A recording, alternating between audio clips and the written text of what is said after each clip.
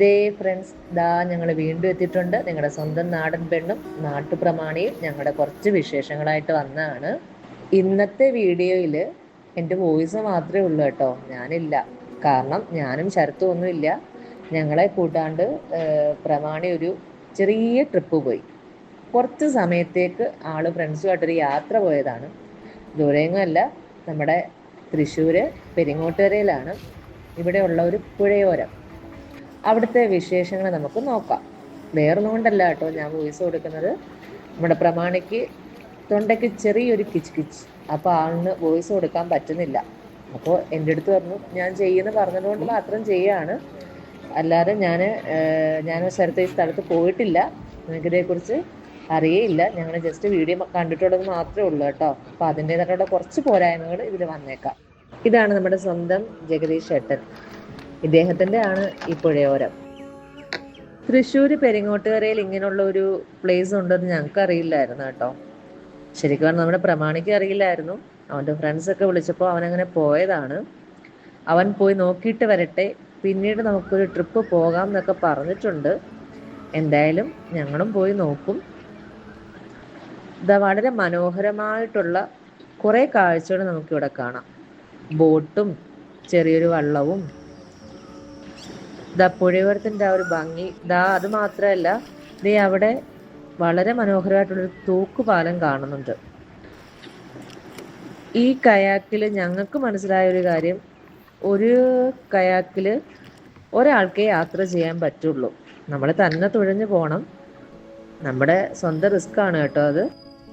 രാവിലെ 6 മണിക്കാണ് ഇവിടെ സ്റ്റാർട്ട് ചെയ്യുന്നത്. നമുക്ക് സൂര്യോദയമൊക്കെ കണ്ട് ഭംഗിയൊക്കെ കണ്ട് നാട്ടിൻ പുറത്തിൻ്റെ ഒരു ഭംഗിയൊക്കെ കണ്ട് ഒരു ചെറിയ എക്സസൈസും ഒക്കെ ആയിക്കോട്ടെ, ഇങ്ങനെ തന്നെ തുഴഞ്ഞു പോകാം.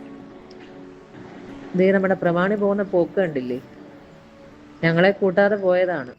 ഇങ്ങനെ തുഴഞ്ഞു പോകുന്ന സമയത്ത് നമുക്കിതാ ഇവിടെ ഒരു ക്ഷേത്രം കാണാം.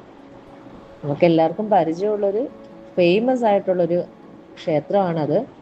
നമ്മുടെ സ്വന്തം തൃപ്രയാറാണ് കാണുന്നത്. അമ്പലത്തിൻ്റെ ഒരു പോർഷൻ മാത്രമേ നമ്മളിത് കവർ ചെയ്ത് പോകുന്നുള്ളൂ.